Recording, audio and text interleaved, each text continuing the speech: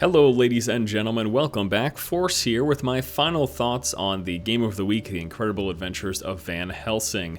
Now, before we get started, I do just want to let you know that I have unfortunately not been able to complete the game because this weekend it bugged out. I logged in to finish the game, I'm right near the end, I've played for about 8 hours so far. The game's supposed to be about 10 hours in length, and I just happen to know, because of the area that I'm in, that I'm very close to the end of the game. But when I logged in to finish the game this weekend, I logged into an empty journal, which basically means all of my quests just disappeared. Now I went back to the NPCs that I originally got them from to try to repick them up. They were not available. In fact, I'll even show you here in the completed quests that it only shows one. Now, I can assure you that after 8 hours of playthrough, I've finished more than a single quest, so the game's bugged out, I can't progress any further, but the good news is that after 8 hours, with the exception of how the story ends, I've got a good idea of my feeling on this game. I don't expect within the last 2 hours of gameplay any major twists to come up that are going to drastically change my opinion of the game. So we're just going to go ahead and go through with the final thoughts video here, and we're going to split this up into the pros and the cons, and of course I'm a positive person, so I like to start off with the pros here. And the first major pro that I really love about this game is the environment and the atmosphere. Sort of a running theme from last week's Game of the Week, which was Metro Last Light. I really loved the environment and atmosphere in that game as well. But the thing about this game is it just got such a very cool feeling. The world that it's set in, this sort of this European, really dreadful setting where we're being invaded by monsters and there's a mad scientist trying to take over the world sort of thing. I think it's a very cool world. I think it's a very, very interesting setting. You know, if you were to tell me that they were to make a sequel to this game, I would be more excited, not because I'd want to play the more of this type of gameplay, because I think the gameplay in this game is a little lacking, which we'll get to later. But to see more of this world would be really exciting for me. So that is definitely a huge pro. I love the setting of this game.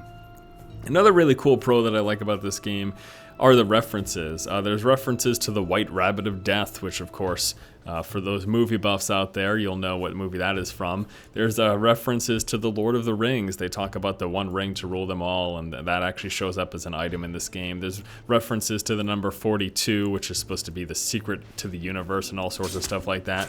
In fact, I can even show you here, if I go over in this section, I believe there was one of those signposts in which they make referential things as well. So I kind of like the cultural references that they just decided to throw in here. Let's see if we can get one of those.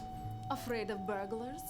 Try our new improved guard animals to make sure your sleep is not disturbed. So this is an advertising column, and there's been some funny things on here. Personal photographs taken in our portrait studio. That's nothing. This one looks hand-printed. Long live the bourgeois blood-sucking aristocracy. Down with the scientocracy. I don't know, I find the cultural references in this game to be pretty entertaining as well. Some people don't like when a game breaks the fourth wall and sort of recognizes that it's a game, but I find that stuff comical, so I do enjoy that. And I also like the character banter, which you got a little bit of there. Sort of the back and forth between Van Helsing and Katarina here. I find that to be pretty comical and funny as well. So I guess the pros could be summed up in this. The world that this world that this game takes place in, the setting, the environment, the atmosphere, and then sort of the way the characters interact, that I really, really enjoy.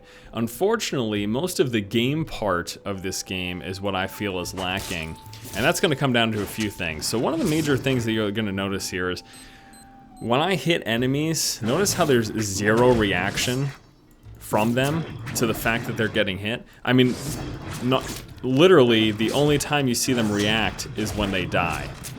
And they're gonna fall on the ground, or blow up in pieces, or whatever. I'd like to get just a single target, though, to show you guys more of what I'm talking about. So this leads into my first major complaint with the game part of this, which is the combat itself. It feels weightless. There is zero impact.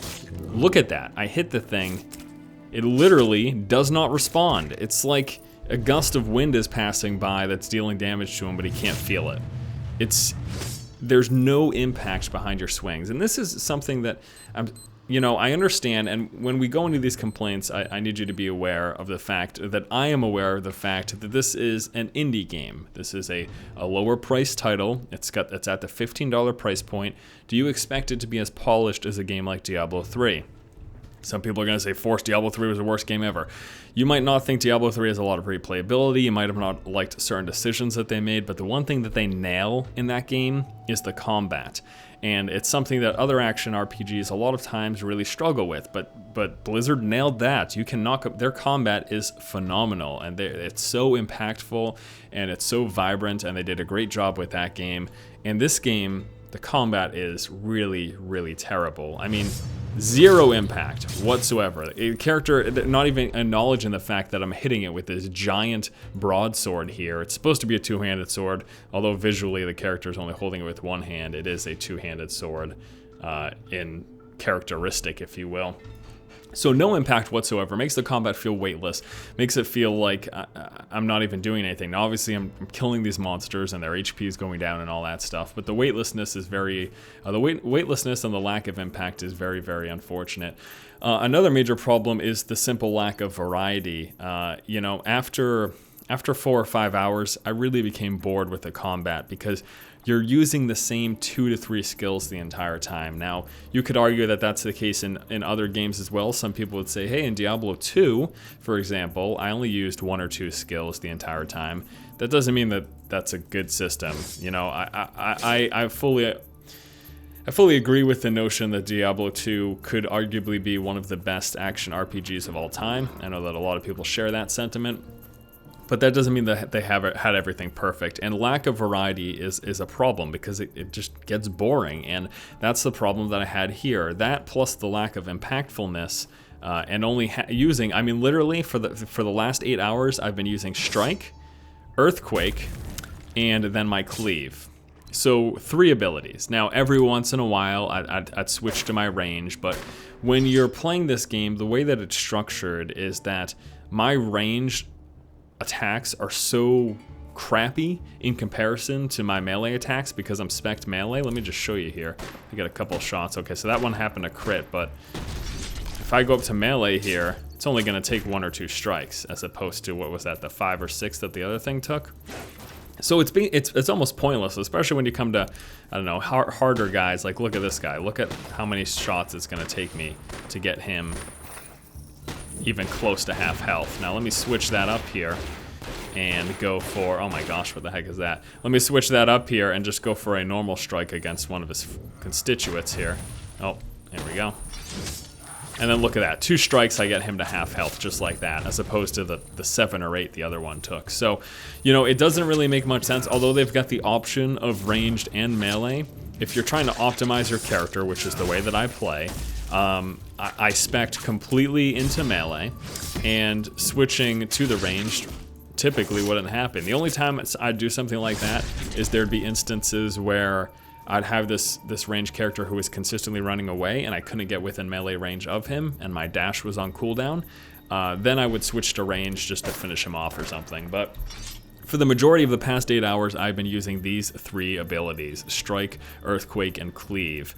And that is it. And so the lack of variety really just became monotonous. Now there is the whole power-up system, so I can make my Cleave do more damage, I can make my Cleave stun, I can make my Cleave ignore armor, I could make my Earthquake do more damage, but there's visually no distinction in any of this stuff, so it all looks the same. Like if I do a normal Cleave here, it looks the same as if I do an increased damage Cleave. There's really no visual difference at all. So it just got kind of boring to look at. And the other thing that really comes into play here when it comes to that as well is the animation quality.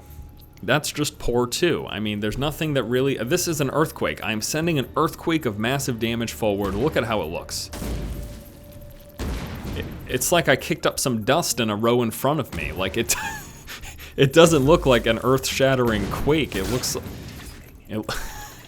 looks like I'm trying to give these guys allergies by throwing like pollen at them or something. I mean, they're not really interesting animations. So that the combat, it really felt quite lackluster. Here's another great example. Take a look at this ability, Ghastly Shape. All right, I partially fade into the ink and burst forward a short distance with blinding speed. Any enemies I pass through take damage from shock. So I'm bursting through them so quickly, they're shocked, they're taking damage. Look at the animation for this massive burst of damage that they're shocked from.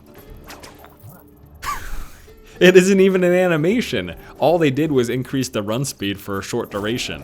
Like there's literally no animation attached to it either. And that was a perfect example of the weightlessness of this combat. I just ran through them with such force that they took damage from the shock, and they didn't even flinch. They just stood there as I passed right through them. I mean, the combat is just not very interesting. The lack of variety, the weightlessness, the lack of impact, and the poor animations. Now, some people coming to this game's defense will say, well, Force, it's an indie title. Well, yeah, and, you know, so was Torchlight. And I think Torchlight is an action RPG that's a good example of a moderately priced game, less than $20. I'm pretty sure the original game launched at $10 or $15. And they had impactful combat. They had interesting spell animations. Now, I'm not saying that all games need to be the same, and this game needs to have a sort of a cartoony look, like Diablo 3's animations, or like Torchlight's animations. But to have something more interesting than this cloud of dust, or this powerful strike that's knocking people back and giving them damage from shock, I just get nothing from that. There's no visceral feel from the combat whatsoever. So yes, it's an indie title. Yes, they're working with a small budget. Yes, it's a $15 game. That doesn't mean I don't think it's open to criticism. And I'm not, you know, this is hopefully constructive criticism, because I would like them to make a follow-up to this game, and I'd like there to be improvements.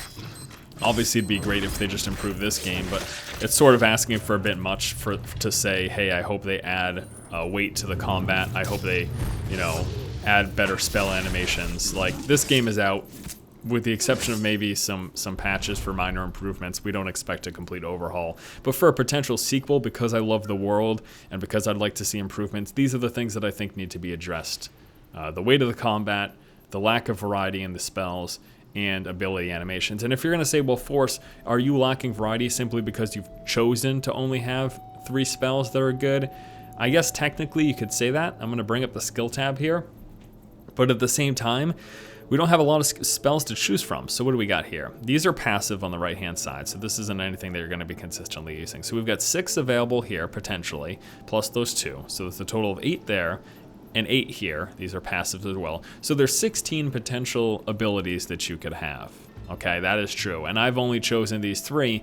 The reason that is, though, is because I've chosen to max these 3 out. I've got 10 points here, plus a point for each one of these, and those 2 points, 8 points here, plus those 3. So this is how I've chosen to spend my skill points. In these 3, in my passives, and in my tricks as well. I've increased the Hunter's Rejuvenation, plus the Ghastly Shape. So technically, yes, I could have had less powerful abilities, but more of them. But why would you do that? The fact that that I have to spend so many points, and maybe that's the problem.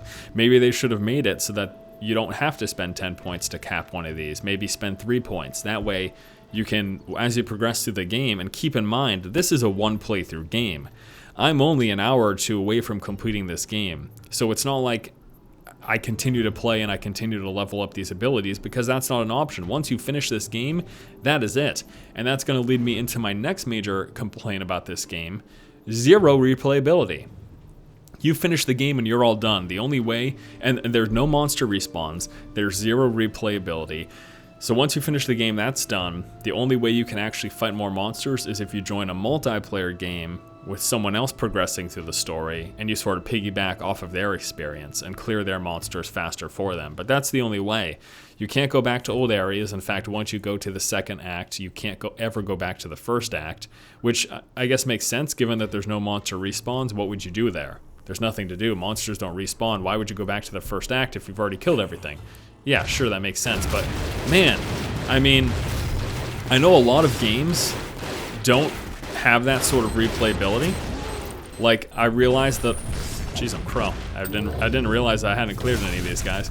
I know that a lot of games are one playthrough. I think the problem here is that because this is a hack and slash action RPG, and because hack and slash action RPG convention is to have replayability, I think that that's where the complaint comes from. You know, every other game that looks and feels like this game has monster respawn and allows you to go back and axe and progress through the story again. You know what I mean?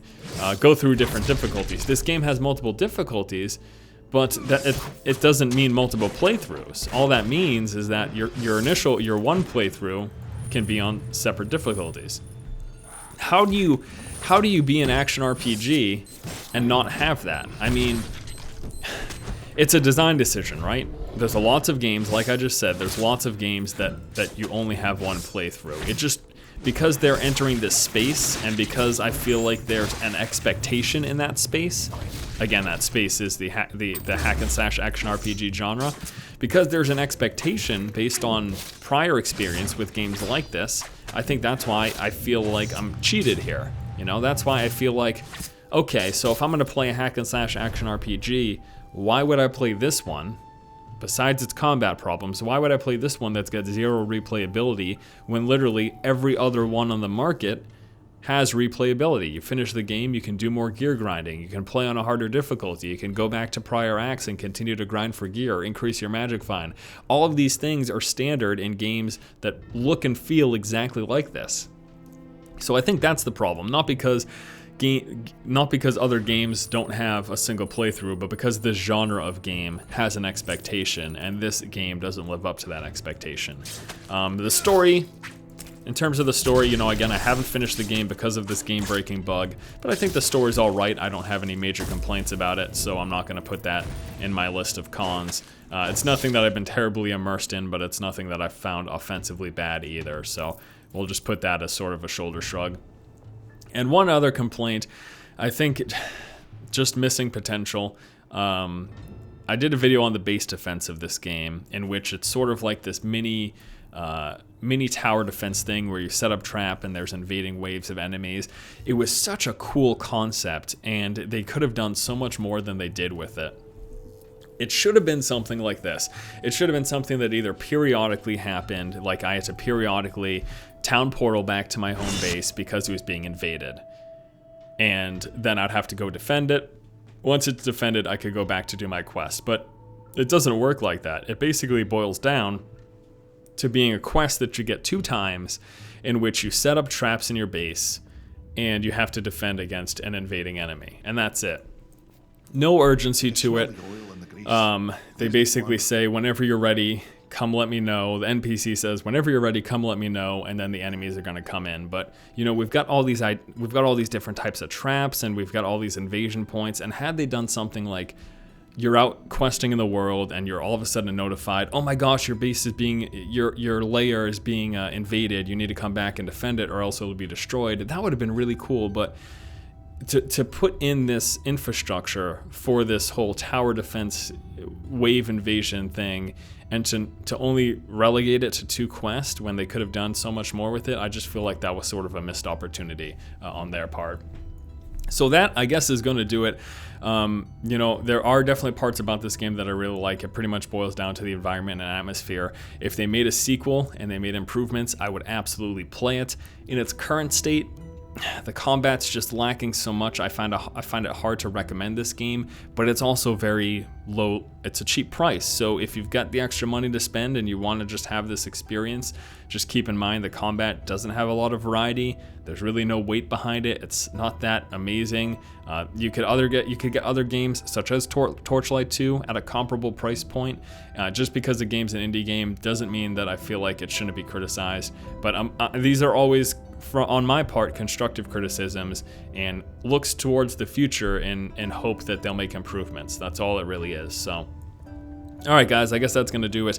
These have been my final thoughts on Van Helsing. Pick it up if you've got some extra money, but if you don't have Torchlight 2 yet, that might be a better bet for you.